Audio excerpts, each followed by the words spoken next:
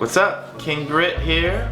I'm from Philadelphia, 43 years old, and I collect vinyl, all mediums of music actually, but vinyl's my favorite. And yeah, here we go. All right.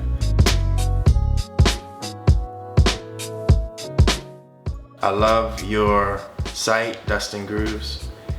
You featured me on the site, and yeah, I was a fan of the site even before you featured me. And the reason is, I just think, vinyl, these are pieces of art, not just the music, but the covers, and it all tells a story, and it's a physical, you can hold it. Today's society, we have MP3s, but music's so disposable. Like, we lose it. You have a whole drive of MP3s. There's nothing making them stand out. Vinyl, you have all these beautiful covers. A lot of work has gone into the covers, and the covers are supposed to represent what's on the vinyl, what's on the music. So I just think that all in all, it's just a more exciting medium to collect, and yeah, I love it.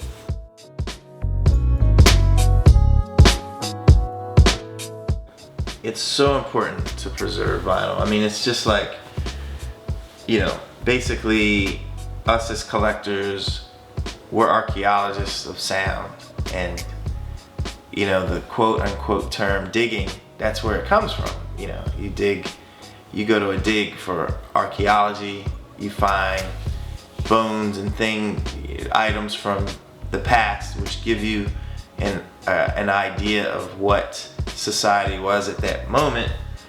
Same with vinyl. It's like, you look at the date, you look at who's playing on it, you look at maybe the cover, look for political statements or whatever, and you can kind of piece together what the times were like when this piece of vinyl came out. You can even figure out what people's reactions could be to just by looking at the cover or just by listening to it. So it's super important to preserve it. These are sound bites of a generation over time. It's time captured on audio.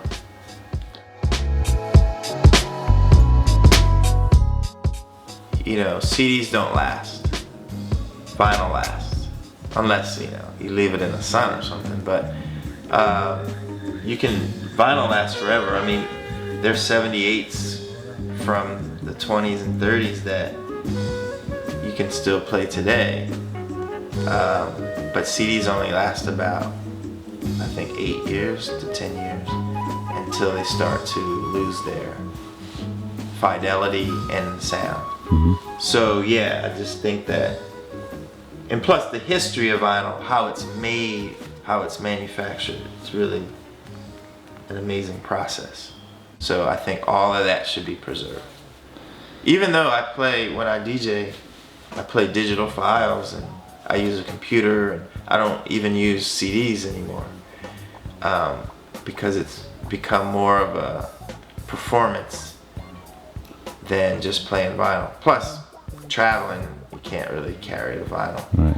But I do miss being able to play that out, But yeah, yeah, I'm really excited about the vinyl resurgence, just because it's always kind of been hip and cool, but now the kind of indie rock kids have kind of discovered, oh, we need to put out 7 inches of our brand new indie track. And I think it spawned from that kind of excitement to go to a medium that was anti-MP3. It was like a revolution, basically, like vinyl's back. And now it's kind of grown into this, it's really back, it's cool to have it. It's easier to get these portable turntables now, and I don't know, it's just the hip and cool thing to have again. So I'm very excited about it, and actually I just put out a new EP, and the label, Hyperdub, put it on vinyl. And I just got them the other day. I was like, wow, because I haven't had a piece of vinyl of my own. Do you want to show it? Wow. Do you have it here somewhere? Yeah. And yeah, Hyperdub's a really big, quote unquote, dubstep electronic experimental label. And I did a record called Floston Paradigm, which is very kind of science fiction, inspired by Blade Runner and John Carpenter and all that sort of thing. So they just put it out on vinyl. Sold out in a week, which is pretty cool. And yeah, this is the cover.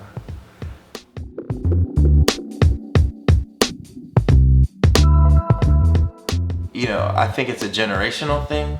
You know, people of our generation, their memories. So, you know, well, your average person who goes back to vinyl, not a collector.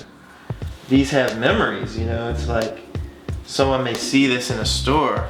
They may be at a bookstore and that has vinyl, and they say, oh man, I remember. As soon as you see vinyl, you're like, I remember, you know, say it's Phil Collins or whatever, you're like, I remember when I was on a date and this played or whatever. They're time capsules. They trigger memories, right? For a collector, you know, it's a number of things. It's like the first record you ever bought. Like this one is one of my first ones that I ever bought, and I always go back to it over and over. Dee Dee Bridgewater, Just Family, and she's one of my favorite artists. I actually put out one of her 12-inch records about 5 years ago. And China Moses, which is her daughter, is a good friend of mine. She's in the belly, actually. And I always go back to this whenever I'm feeling down or just to kind of lift spirits or have fun again. I'll play, woo.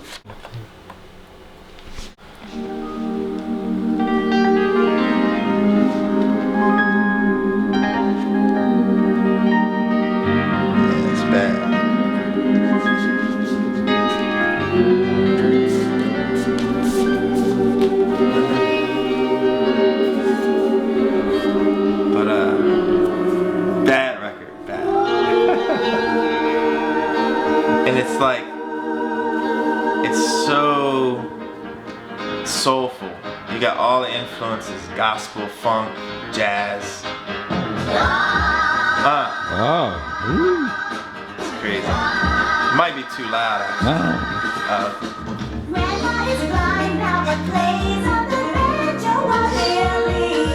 Her voice, Dee Dee, man. She, you know, she spent a lot of time in Philly in the 70s. She played on everybody's record, especially jazz. Not many vocalists could do what she did with her voice as an instrument. Yeah. But this record has many memories. My parents. It's like today, a sunny day, like. And this says it all, man. Just family, like. It's awesome.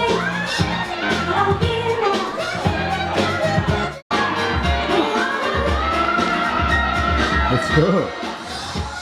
Bad records. Many people use that.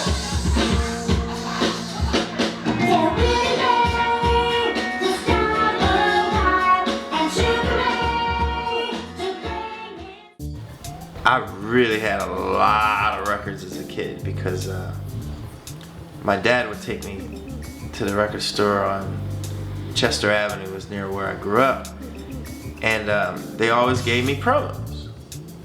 They gave me promo 12s, 45s, like, here we got extra. As a kid? You might like these, yeah. Yeah, because my dad, you know, he owned a barbershop, so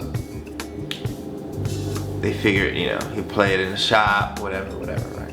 But they would give it to me, knowing that, you know, whatever, my dad would play them. So I had this crazy collection of stuff. I don't even remember what half of it was, but whatever it was the newest, up-to-date stuff. But I was addicted to video games. And so there was a place here in Philly, it's still around actually, called Plastic Fantastic. And they had 2 locations, one in Ardmore, which is I think still there, and then one at 40th and Chestnut Market near my dad's barbershop.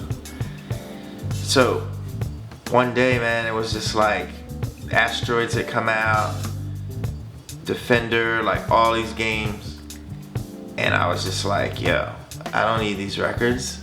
So I took hundreds of records, and we had 2 wagons, big wagons of records, and we rolled them over to the record store. And I just remember the dude's eyes like lighting up, like, oh, we'll give you, we made like $100 or maybe $50, which was huge for us.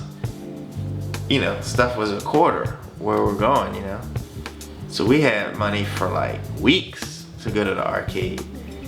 And, it's funny because my friend Scheme, who lives in Philly,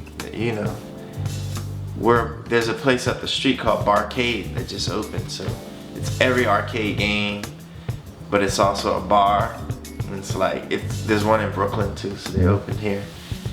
And me and Scheme, he was addicted to games too, so we're gonna battle each other in like Joust and Asteroids. But anyway, I regret to this day, like, I don't even remember what I had, but I know it was something because those guys were like super excited, And I wasted that money in like 2 weeks, like playing Asteroids. But I'm really good at Asteroids. All right. At least. Yeah. So I'm a huge fan of Ultraman since I was little. And Ultraman was a Japanese character, and in the late 70s, early 80s, there was a channel in Philly called Channel 48. They only played Japanese shows. So it was like Johnny Sacco and his flying robot, Ultraman, and Speed Racer, which is Japanese, really. So I always loved, going to Japan, as an older person, going to Japan and seeing all the Ultraman stuff, because it's still huge there as far as collecting the toys and stuff. So I saw this record, my friend Machizuki, it was in a record store or whatever. I was like, oh my God, Ultraman, but it wasn't for sale. And a few years later, it was like my birthday, and I was in Japan, and Machizuki gave me the record, man. This is an original Ultraman record with booklet, and that's what's cool too about a lot of, I don't have booklets, and all the teams. Oh man. Yeah, it's crazy, man. So I was happy to get it, and it's one of my prized possessions.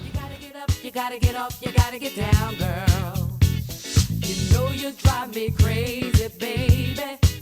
You got me turning to another